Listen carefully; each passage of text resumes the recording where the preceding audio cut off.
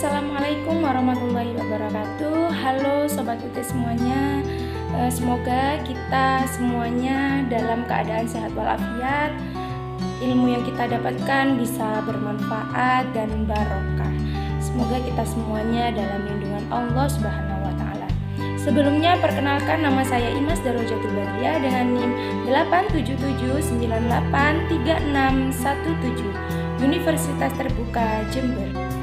Di sini saya akan sedikit mengulas tentang penanganan anak dengan gangguan bicara. Gangguan bicara pada anak adalah kesulitan dalam membentuk bunyi dan ucapan sehingga sulit difahami. Jenis-jenis gangguan anak dengan gangguan bicara diantaranya yang pertama yaitu gangguan artikulasi atau sulit mengucapkan kata. Nah, jadi di sini si anak itu kesulitan dalam membentuk suara karena masalah mengendalikan dan mengkoordinasikan otot untuk bicara. Contoh ucapannya, pesawat, dia mengucapkannya petawa. Jadi S diganti dengan kata-kata T, petawa. Ada lagi, pisang, dia mengucapkannya gimana? Pita. Kaca, kata. Nah, seperti itulah ucapannya yang mereka ucapkan. Jadi dia itu tidak sama dengan bahasa yang kita ucapkan, berbeda. Contohnya tadi ketika mengucapkan S, dia diganti dengan huruf T, seperti T gitu ya. Pesawat menjadi petawat. Nomor 2 yaitu gagap atau keterlambatan pengulangan. Nah, jadi dia itu sepertinya mau bicara itu kayak terlambat gitu, kayak sulit gitu. Terus kalau pengulangan itu sepertinya kalau mau bicara dia itu kayak diulang-ulang gitu. Nah, ketidaklancaran dalam berbicara sering dimulai antara 2 hingga 5 tahun pada anak dan biasanya lebih umum pada anak laki-laki. Contoh anak seperti ini biasanya sering mengulang suku kata, memanjangkan suara, dan mengalami jeda pada saat bicara. Contohnya, makan. Nah, seperti itu. Terus lagi, saya. Nah, gitu. Atau juga biasanya yang sering saya lihat itu, makan, saya. Nah, seperti itu. Nah, yang ketiga yaitu gangguan suara. Jadi, kualitas suara yang tidak normal seperti hipernasal atau berbicara melalui hidung.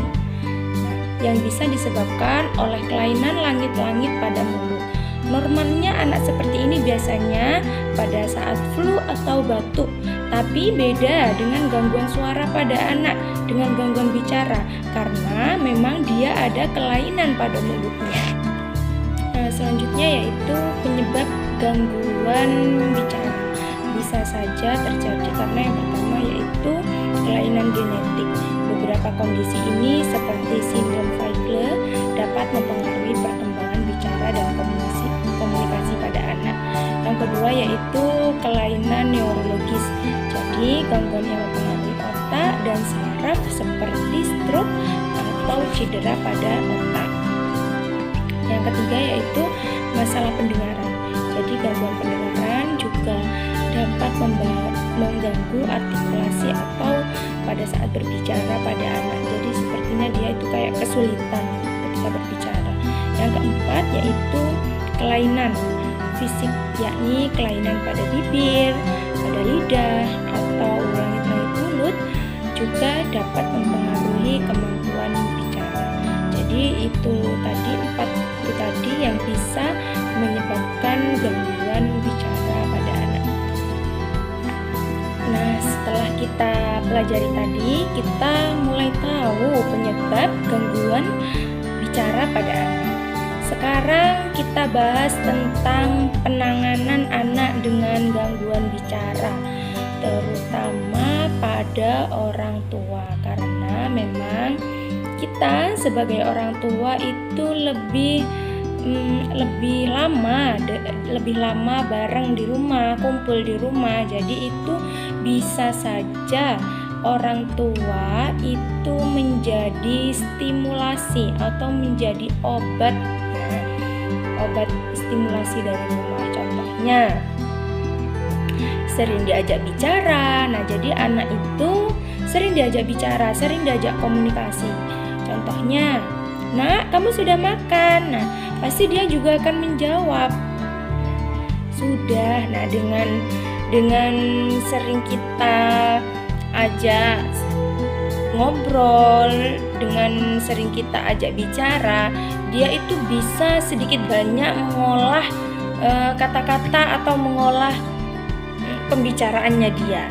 Yang kedua yaitu sering diajak membaca buku. Jadi seringlah dibaca seperti bacaan buku cerita, bacaan-bacaan buku dongeng seperti itu. Jadi anak tersebut itu mendengarkan ceritanya.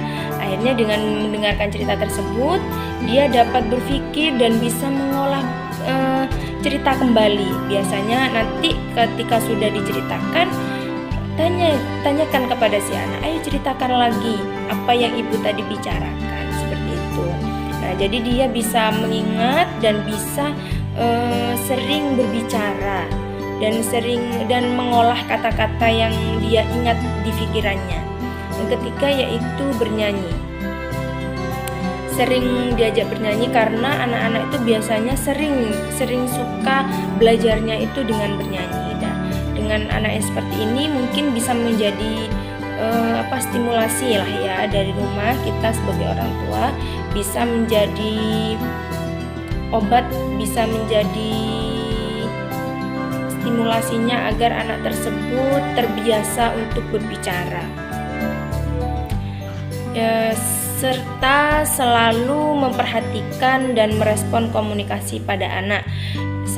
Dan yang lebih penting membatasi gadget, karena pada zaman sekarang anak-anak itu sepertinya sudah melekat dengan HP.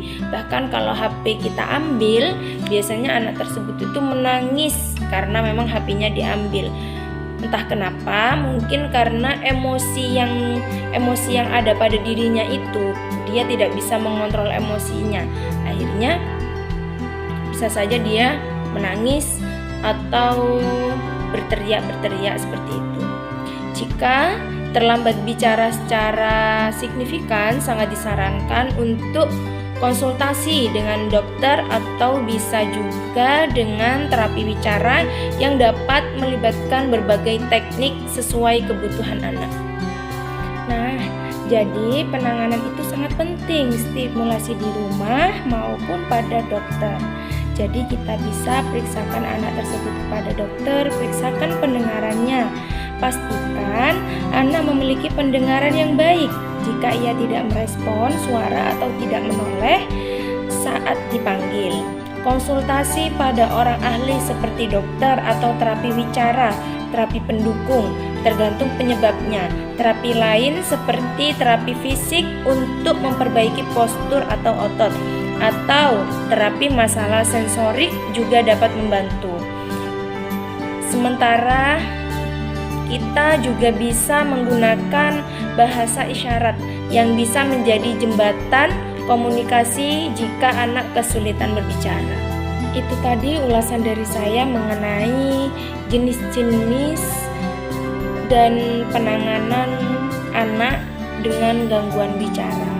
Semoga ilmu yang bisa saya sampaikan tadi bisa bermanfaat bagi kita semua, terutama bagi saya pribadi. Saya akhiri, wassalamualaikum warahmatullahi wabarakatuh. See you.